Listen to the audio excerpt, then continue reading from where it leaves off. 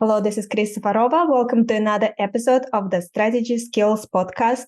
If you want to strengthen your strategy skills, get the overall approach used in well-managed strategy studies. It is free download. Go to firmsconsulting.com/overall approach. It is firmsconsulting.com/overall approach. And our guest today is Lisa Carmen Wang.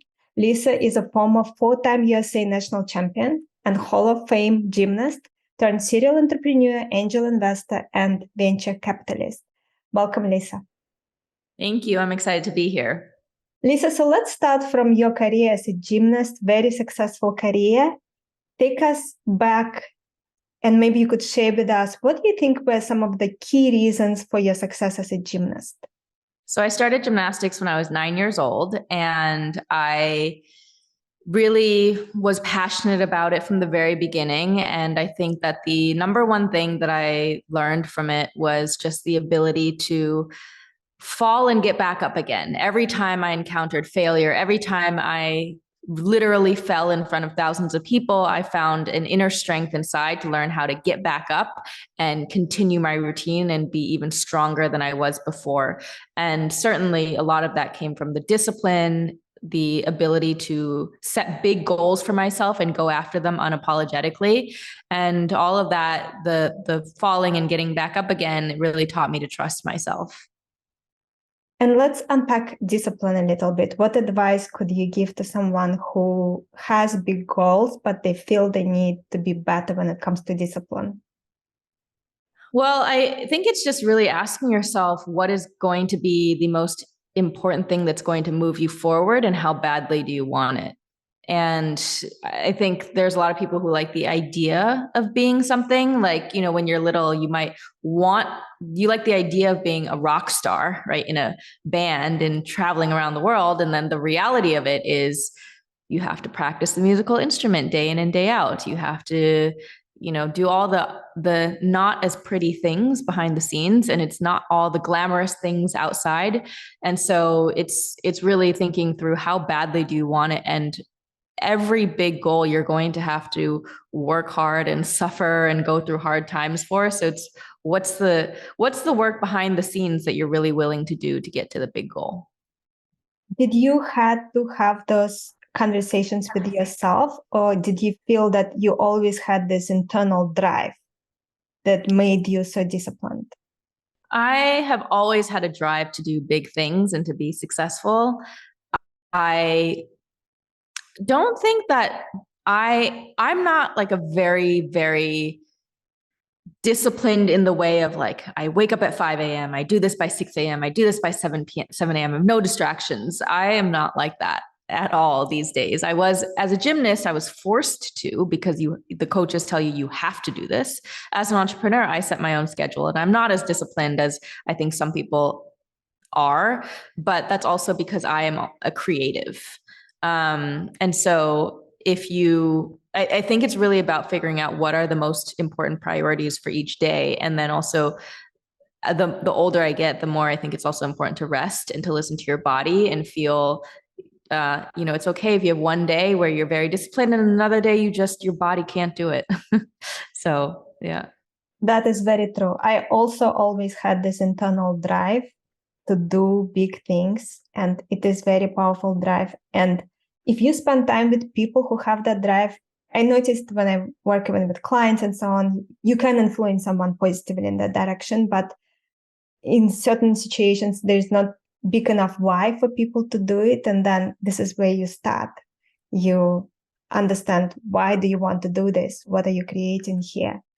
So when you were a gymnast, it was clear you wanted to be the best.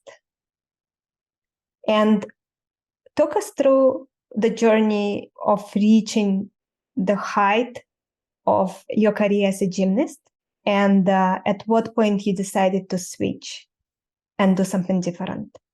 So I did it for 10 years, and then I was almost made it to the Olympic Games, but I ended up missing it by 0.25 tenths of a point. So I was Olympic alternate. And ultimately, I decided that that's, first of all, not how I was going to end my story. So I actually ended up I got into Yale University during that same time, and I told Yale that I wasn't coming. So instead, I bought a one-way ticket to the Russian Olympic Training Center, the most rigorous training center in the world. And I trained there for 9 months, and I ended my last competition at the USA National Championships, and I won every single gold medal and athlete of the year. And then I said, all right, peace, now I'm out. And I finished my career on top, like a winner, like a champion. And then from there, I decided, okay, now I'm ready to end my career and move on to the next thing. And was it difficult to make this decision to end your career? It was, yeah, because I didn't think that my body was done with the sport, but I think there was, also pressure to go and start a different part of my life. I did feel that pressure because gymnastics isn't really a sport that pays you, a lot of money. It was definitely a sport of passion. And I think that I felt, especially with coming from an immigrant background, I got into an Ivy League, the top school in the world, and I did feel a responsibility to pursue my academic career too. Of course. Listen, you mentioned you spent 9 months in Russia training. What was that like? Because I grew up there. It's a very different world. It's completely different culture. How did you manage to work productively while being in a completely different world, almost like being on a different planet? It was definitely very tough. It was 9 hours of training, a lot of borscht, a lot of tomato, cucumber, stale bread. We did not eat a lot of food while we were there. And it was very depressing because it was not a lot of hours of sunlight. It was very cold. And it was just military-like training and nothing nearby and without any distraction. So it was very easy to just say, well, there's absolutely nothing else to do. And I'm expected to be in the gym for 9 hours. And by the time you finish training, you're so tired, you just fall into bed. And it's just day in, day out, military, athletic training. So it was tough, but I wanted to be the best, and that's what happened. That's what I was willing to do. In which city in Russia was that facility? Novogorsk. Okay. And then were you there over winter time? Yes. That can be tough. What do you feel you learned from those 9 months? Because something like that would change a person. I really, well, at that point, I was really focused on my comeback story because it was very devastating for me to miss the Olympics because I had dreamed about that for a decade. So I think I could not leave and finish my career saying, oh, I finished my career because I didn't make it. I was not willing to have my story end like that. And so I was just very focused on doing whatever I could to say I finished that last chapter of my career putting 110% of myself in, and I have no regrets. And so I think during that time, it was really just, again, proving to myself how strong I was, and not just physically, but mentally, and that I can train, think, create anything out of a bad situation. Do you think that was the biggest shift in mindset, or were there other shifts that are worth noting here? I'm not sure. I think I've had a lot of mindset shifts, and I'm not sure that the biggest shift actually came while I was in Russia, because I was so focused on just a very, very clear mission. And I think a lot of the big mindset shifts have happened since my gymnastics career, as I have grappled with suddenly having much more freedom to pursue passions or figure out what my purpose is, or where do I belong? How do I navigate being a young woman who's, of color in very male dominated spaces? And, so I think that my whole quest in life has been to personally feel a level of confidence and power and self-belief that I frankly didn't have for most of my life. And I have been just like testing myself to see like what does it really feel like when you trust yourself, when you feel powerful, when you feel confident, when you believe in your own opinions and your own dreams, and you trust the universe will have your back. And I think that you already had that to a large degree. Maybe you did not vocalize it, but that drive that you deserve it, that you can be the best, you can be exceptional, you had it. That's why you did not stop. What was different about that Russian facility that made it the best in the world, in your opinion? Oh, they were so mean to you. They just really beat you down, and it really, I mean, when I look back at it, I don't think it would work in American culture at all. Some of the Soviet training methods, they use a lot of, they make you feel small. They make you feel like you're terrible. They make you feel like you suck, and you just feel like you need to prove yourself and you need to get better and you're never going to be good enough. So in some ways, it's that sort of uneven power dynamic of, beating you down until you feel like you're nothing. And then you realize how strong you are. And it's tough love. Did they have also other things that they did differently in terms of maybe the way they were training you, the actual exercises you had to do? There was definitely longer hours. What's interesting is they spoke to me mostly in Russian, and I didn't even speak Russian. But I understood body language. I understood tone. I know which part they can come up and they move your body and they tell you what's wrong. And you realize that a lot of it, you don't actually need to speak the same language. I understand when they're yelling at me, when they're unhappy at me, and what I did wrong and what I need to improve. So I think, if any, there wasn't really even that much difference in terms of the training. I mean, very rigorous ballet training, hours of ballet, hours of conditioning. But I think it has to do more with just the level of intensity with which you do it. And this is something that I think I've been learning recently, is that I believe that the frequency and the energy with which you do something is more important than what you actually do. So my example with this is in business today, there's so many things online that are saying, I made $10 million, copy my exact strategy. You can pay $1,000 to get my exact strategy of how I built this $10 million business, right? And you can buy that exact strategy and you may still not make $10 million, even if you copy that person exactly. And so then it's not about the strategy. It may very well be because of the energy, the energetic frequency with which you're doing it, right? Because if I'm very passionate about my business and I'm like, I care about my customers, I care about the purpose and the mission, you can sense that. Versus if someone says, I'm just going to copy you, and they're like, they don't really care about the mission or the product, people aren't going to buy from that person the same way.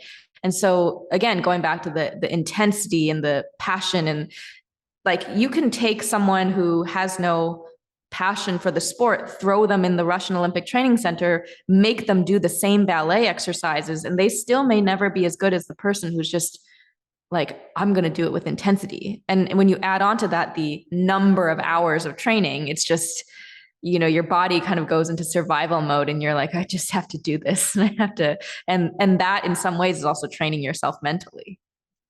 When you were there during those 9 months, did you knew that you just needed to achieve significant result and then it would be time for you to move on to the next big thing you want to do outside of gymnastics? Or you didn't knew it then yet and you only realized, now I'm done, it's time to move on once you achieved certain results?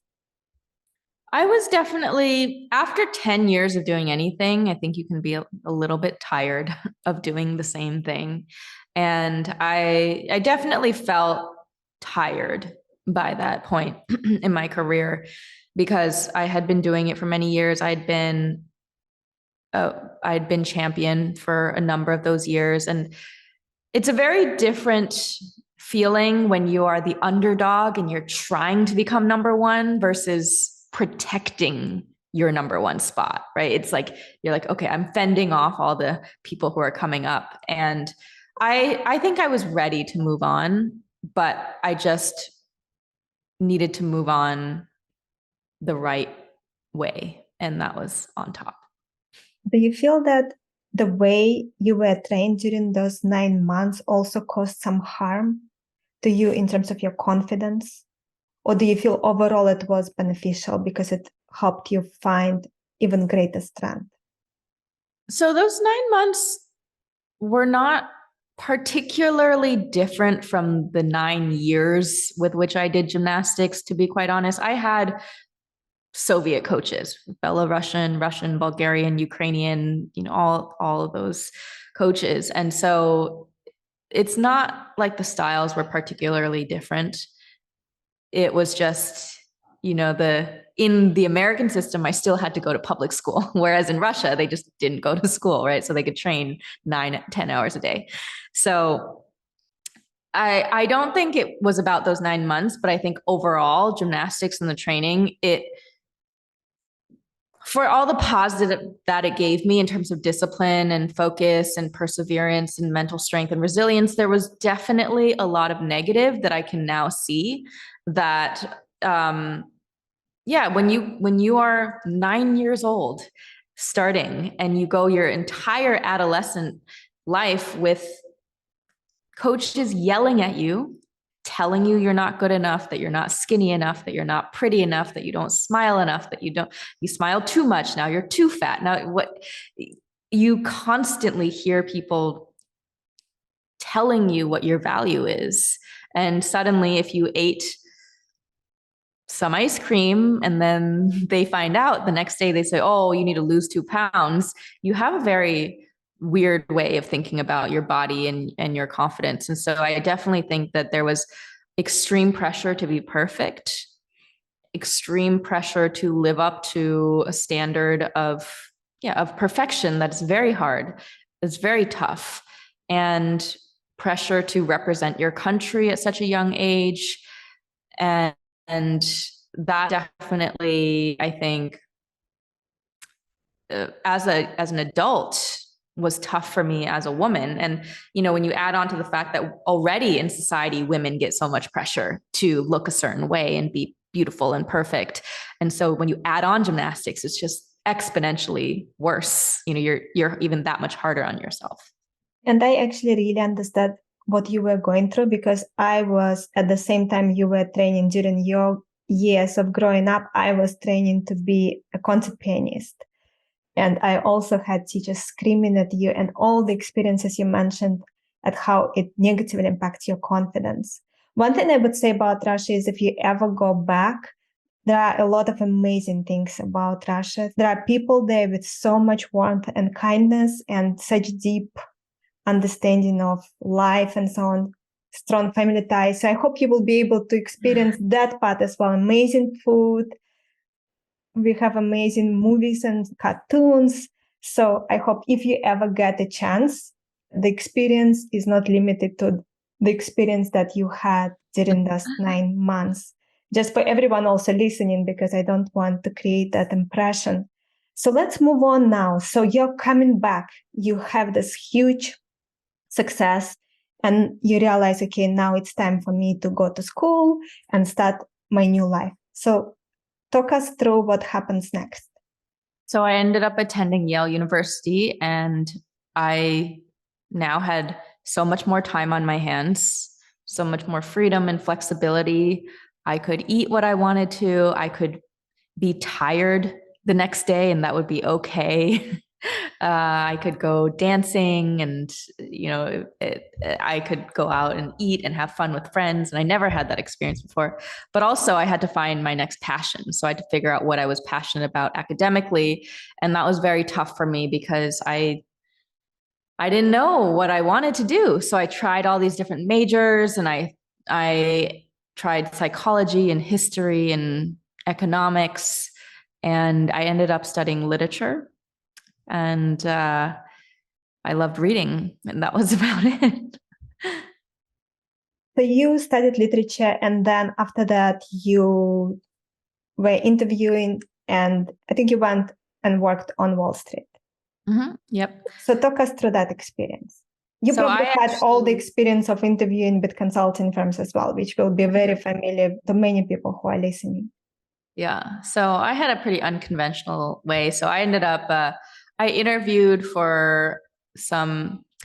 So at Yale, they had the management consulting firms come, the investment banks come, recruiting the students. And I just did not understand. I said, what is management consulting? I don't understand. What do you consult? Who do you consult? Why would someone hire like a college student to consult them? And it's so funny, to this day, no one could give me a good answer of like, what is management consulting? And then investment banking, I also was like, I don't really understand. People tell me it's a miserable life. Why do I want to do this? So I actually wasn't interested in either of those things, but I did the interviews anyway. And I got to the last round with one of the, I think Bain or McKinsey. And then I ended up not, I ended up getting a fellowship, a paid year to go study abroad in China. So I took that to learn intensive Mandarin. And I was doing economic research in China. And there was a guy who heard about my research and he needed interns. Next thing I know, I'm an intern at a hedge fund, and I went to become an analyst. And then that's really, I was a very short amount of time on Wall Street, is just under 2 years. So you lived for almost a year in Russia, then for a year in China. What was experience like in China? China was different. I went there exclusively to study Mandarin. So I was in school, I was in Chinese classes all day, research papers. It was definitely a lot more fun for me. Do you feel that that year there also changed you in some way? What were some key things in how it helped you develop and grow? I definitely gained more appreciation for my heritage. So I am Chinese by background. I grew up and was born in America. And I had never really spent that much time in Asia before. So I definitely, I think, just thought a lot about the world in terms of how sometimes myopic America can seem. Like, we all think that America is the center of the world, and you leave it and you realize that there's, especially in a place like China, which is a superpower, right? Just a very different way of life. And I had actually considered living and staying and working in China, Hong Kong, but, somehow ended up back in New York. Tell us about the transition to startups and being an entrepreneur and so on. Yeah. So I knew Wall Street was not for me. Corporate was not for me. I don't like working for people. I especially don't like working for mediocre people. Not to say that they're mediocre. I like doing things with impact and passion. And I didn't feel like I was passionate about that kind of work. And I didn't think it was very impactful, because a lot of Wall Street is about making rich people richer. And that didn't feel purposeful to me. So I ended up just feeling like I didn't want to do it. And my parents were very unhappy with it. My boss was very unhappy with it. Everyone said, "Oh, you're giving up this incredible golden opportunity." And I just said, well, it doesn't feel like my golden opportunity, even though many people might consider it. And so I was just being true to my heart, I think. And I ended up going through something called Startup Institute. It was a summer boot camp to learn how to develop skills. I don't even know if it's available today anymore, but I developed some, marketable skills in digital marketing. And I ended up starting a startup. I Googled how to start a startup. I Googled how to get money. And I Googled how to write a pitch deck. and I hired my first CTO from Craigslist. So I really had no idea what I was doing. I didn't know anybody in venture capital. I didn't know anybody in entrepreneurship. And I got into an accelerator with my Googling skills, and I got my first $60,000 to start a company. And that company was, I call it my starter startup, which is the company that you have where you make all the mistakes and you learn a lot about yourself. And yeah, so I started from there, and then I ended up trying to raise money for it, and then realizing how difficult it was as a woman trying to raise money in a 95% male dominated investor landscape. And that was so painful that I ended up starting a community for female entrepreneurs who were all experiencing similar difficulties raising money. And that turned into a 20,000 person female entrepreneurial community and a company and an events and community platform that was ultimately acquired 5 years later in 2019. Congratulations. Thank you. What surprised you about the New York startup community? Wow, it has evolved so much. I started in 2015. Now it's 2023. So it's been quite a few years. And I think that what I liked about it in the beginning was that it felt very inclusive. It felt like everyone was hustling. It didn't have the same ego that Silicon Valley startup community seemed to have. It was less about, oh, what's your valuation for this company? What's your valuation for that company? Which name brand VC did you raise from? I felt like it was a very, comparatively to Silicon Valley, which was very competitive about name brands. New York has a level of diversity, not just in people, but also in industries that you just can't be the big fish in New York because there's so many different industries. Like you could be the best startup entrepreneur raised from all the best VC firms, and then the fashion world could not care less about what you're doing, and vice versa. That is so true. Let's talk about good girl behaviors. What are some of the common ones, and how did you manage to stop those behaviors in yourself? So in my book, my new book, I talk about good girl brainwashing, and good girl brainwashing is all the societal media and media messages that train women to be small, polite, pleasing, nice, perfect, obedient, be afraid of risk, afraid of failure, afraid of offending people. And to a degree, men have this as well. And I think especially men of color or immigrant men, but I focus on women because that's where my mission has always been on. And it's the type of behaviors that make you feel like you're not worthy, to feel like other people's opinions and validation of you is more important. And it makes you afraid to bet on your dreams and afraid to trust yourself and advocate for yourself. And I think it really comes from a society that is served by women being quiet. You know, it's easier when women don't realize how powerful they really are. And so my work and my book is all about helping women realize that you have so much power just by speaking up for yourself and for the people around you. Was it difficult to replace behaviors that were holding you back with new behaviors? Yeah, it's been a lifelong journey. But I think even me 10 years ago, looking at me now, if those were if I could bring those two Lisas together, I think she would look at me today and just think, whoa, I didn't know, if only I had known that I could be and feel as confident and as powerful as you are today. And it's not to say that I don't have hard days, because it's definitely still very hard. And like the work that I'm doing is overturning the status quo, like really helping people think a very different way about traditional systems, traditional infrastructure. But it is a journey, and it is a very tough journey to face yourself and to admit to yourself that you have behaviors that are not serving you. Because a lot of us, it is very easy to just say, oh, the world is against me. People don't like me. People judge me. I'm different and they don't accept me. And it's their fault, right? Rather than taking radical self-responsibility and saying, okay, fine, the world's tough. The world's unfair. Now, what am I going to do about it?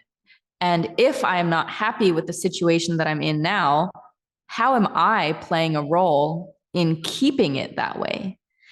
Because when you are, and as like 90, I don't know if 99, but like over 90% of people have things that they are just, they don't feel satisfied with their life. They don't feel fulfilled. And they're like, whether it's their relationships, their bank account, their family, their health, their body, whatever it is. But if you've been unhappy about something for a long time, you need to ask yourself, what about the thing that you're unhappy with is actually, are you secretly actually, it makes you comfortable to stay there? Right? Because let's say you're unhappy with your body and you're like, okay, I feel like I've been overweight for 5 years and I've always wanted to lose these 10 pounds. And for some reason you're like, oh, but I just can't. It's like, I just don't like this, or I have to eat for work. I have to drink for work. I have to do these things. Well, there's a part of you that secretly is okay, like with being 10 pounds overweight. Otherwise you would have done something about it by now, right? Yeah, I think it's easier said than done, but you have to face those parts of yourself and saying, I need to stop making excuses and I just need to do it. There are two important things here to highlight.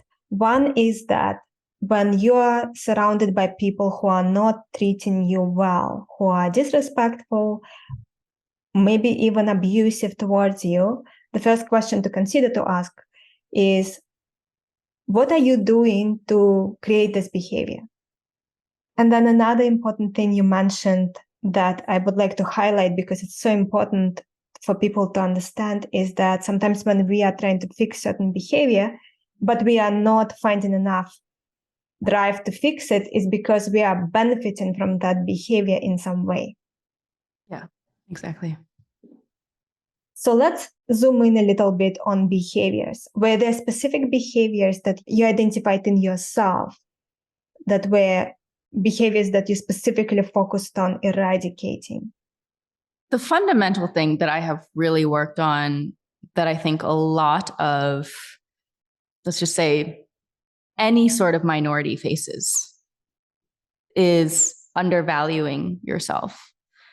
And that's whether that's you're having a conversation with a client or a potential customer or a boss, and then my natural desire to want to lower my prices, or my natural desire to say, this is my price, but it's okay. I can give you a discount, to discount yourself before you even tried. And a lot of that just comes from you not being confident in yourself, you not being sure that you are afraid that someone might reject you, especially as an entrepreneur when you're setting prices. I think pricing is so difficult as a consultant or a coach or an entrepreneur, where you say, okay, how much is my time worth? Like, what is my service worth? Because, one man could be charging 100,000 for it. One person could be charging 10,000 for it. One person could be charging 1,000 for it, and they could be doing the same thing.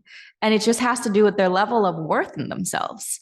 And so yeah, I think for me, it's really been that sort of, I really want to help women, for example, but I have also found that there are certain women who don't want to pay and don't want to invest in themselves.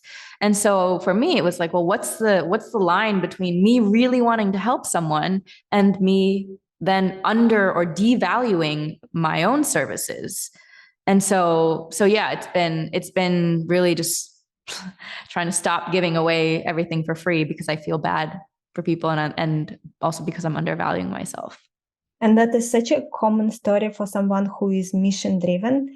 I really can identify with that because I'm myself mission driven. I want to help at least 700 million people in the world to significantly improve their life, especially specifically reducing professional suffering and helping them realize their full potential.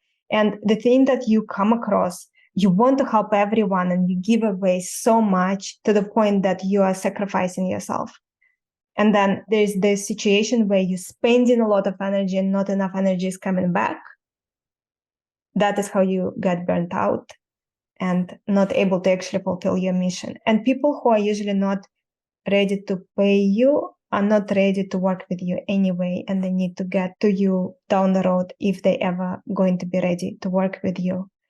Mm-hmm. So as you were going through this journey of helping yourself really understand your value, what do you feel were some of the key things you have done?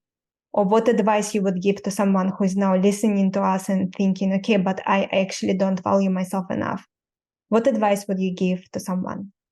Well, the first thing is, if you do notice that you don't value yourself, I think a very powerful exercise to do is actually stand in front of the mirror and look at yourself, like look into your own eyes and sit there, compliment yourself. Can you actually say, I love you to yourself? This is such an uncomfortable exercise for people. Like they can't sit in front of the mirror and literally look at their own eyes and themselves without feeling stupid or ugly or something. And we don't do that enough, really take the time for ourselves and say, I value me time. And because it's the only way you're going to have a strong foundation is if you can feel confident and powerful when there is nobody around to give you validation.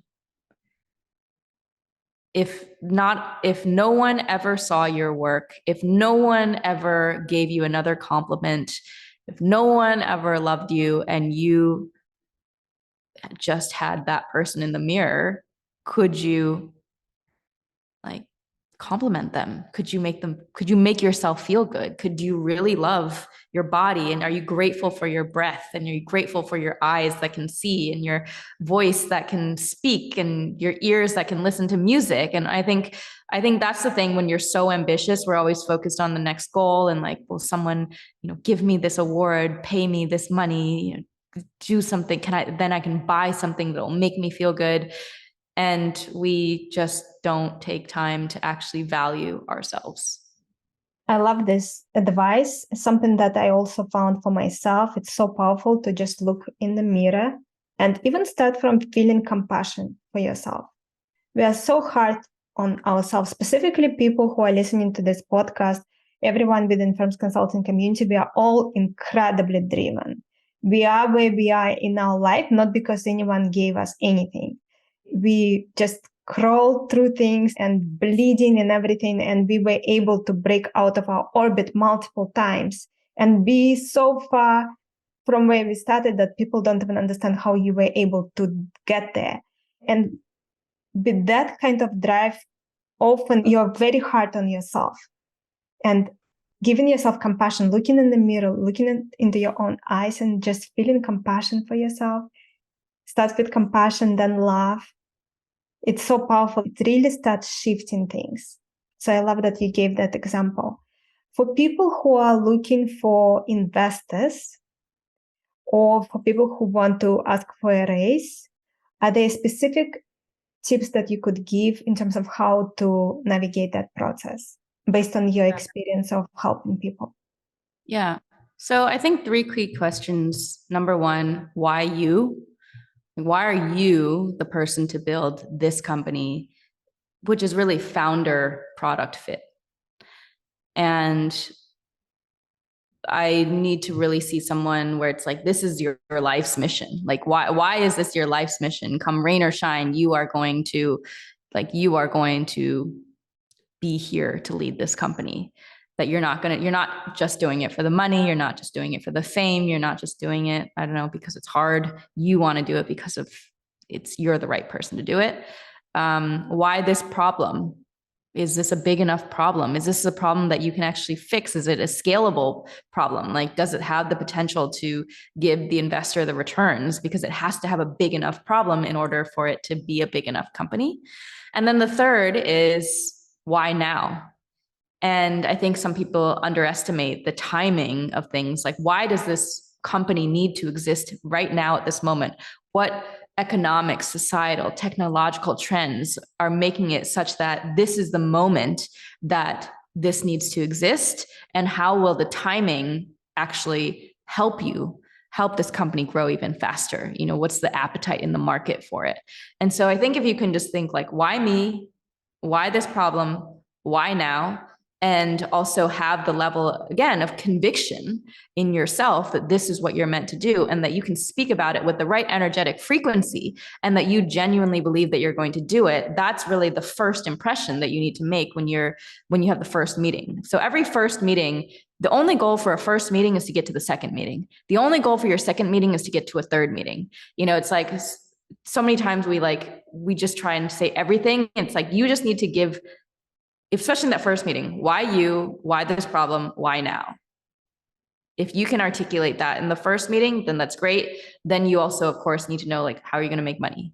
What's the business model? Like, what exactly is the product? Because I've definitely been in pitches where I've heard people, they're very passionate. They care about their mission. Big problem. Now's the right time. And I say, well, what exactly do you do? What is your product? Oh yeah, well, there's a content strategy, and then there's this product and that product. It's like, what's your business model? And so you need both, right? And if they can't answer what is the actual product, what is the business model, here is how we envision making money, then it's also very hard to fund. So I think have the big mission, know why you're the right person to start it, know why now is the right time, and then have a very clear grasp of what kind of business you're in. Lisa, and in terms of energy that you mentioned, how can someone get to a mindset and the level of belief that enables them to present themselves big enough and not devalue themselves?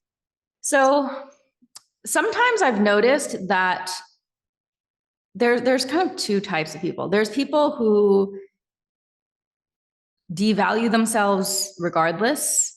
They might know everything and they may be super prepared, and then they just aren't confident for some reason. And then there's the people who are very confident, but then the investor asks one question and they get very shaky, and it's because you actually don't know everything inside and out about your business. So there's a level of confidence that will come when you know that you know your business inside and out. You know every single number. You've thought of every question. You know the competitors. There is not a single question anybody can ask you about your business that you don't know the answer to, right? Even when you start with that, you're like, okay, if I know that and I'm confident that I'm the best person to do this, it's very hard to not be confident. And so if you aren't confident, I think you really need to ask yourself, what is it about my belief in my business or my belief in myself that deep down doesn't actually feel like I can be successful? The last question from my side, and this is my favorite question to ask. Over the last few years, what were some aha moments, realizations, maybe 2 or 3, that really changed the way you look at life or the way you look at business? I would say more recently, especially since I've launched my latest company and I have put my new book out into the world. If you want to find out what that book is, go to my website, lisacarmenwang.com.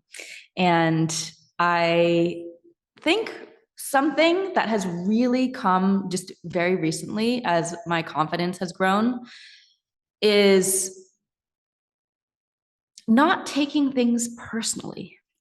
I think that when you have really fought your way up and people haven't believed in you, or it's been very hard, you also develop some, like, sometimes defensiveness. Like, you get very sensitive if someone criticizes you, and then you're like, no, but I did work really hard. Like, don't tell me. And I think that I am from an immigrant background. I'm a young Asian woman, and I have a brand that empowers women in a very unconventional way. And I have gotten a lot of criticism. I've gotten people that tell us, like, oh, it's cute what you do. And I'm like, no, it's not cute. It's like, but now I'm like, oh, like I realize that there are people who understand my message. There's people who want to support my mission, and there's people who don't get it. And it is not my job to convince people who don't understand me or who want to purposely misunderstand me. And so now I've rather than getting defensive or angry, I actually find myself getting quite amused. I'm like, oh, that's very funny that someone thinks that they want to take time out of their day to criticize me or to tell me that my work is bad or something. I don't know. Yeah, so it's a level of lightness, and just like, I don't know, life is too short for me to take everything so seriously. Like, I do have a very serious mission, right? I really want to create big impact, but I also want to have fun, and I want to feel peaceful, and I want to feel fulfilled, and I want to have a good time with cool people. And I think that that's been a big shift for me. Thank you, Lisa. Where can our listeners learn more about you, follow you, and so on? Yeah, so I'm on all social media platforms. Instagram is my main one, and LinkedIn at Lisa Carmen Wang. And then you can find my website, lisacarmenwang.com, and there you'll find my book, my venture fund, and then my investing community for women, and also speaking engagements. Thank you, Lisa. I appreciate you taking the time to be with us today and sharing so many great tips and stories and lessons you learned from your very exciting journey so far. For everyone listening, our guest today again has been Lisa Carmen Wang. And if you want to strengthen your strategy skills, get the overall approach used in well-managed strategy studies. It is a free download. Go to firmsconsulting.com/overall approach. It is firmsconsulting.com/overall approach. Take care, and I look forward to connect with you all very soon.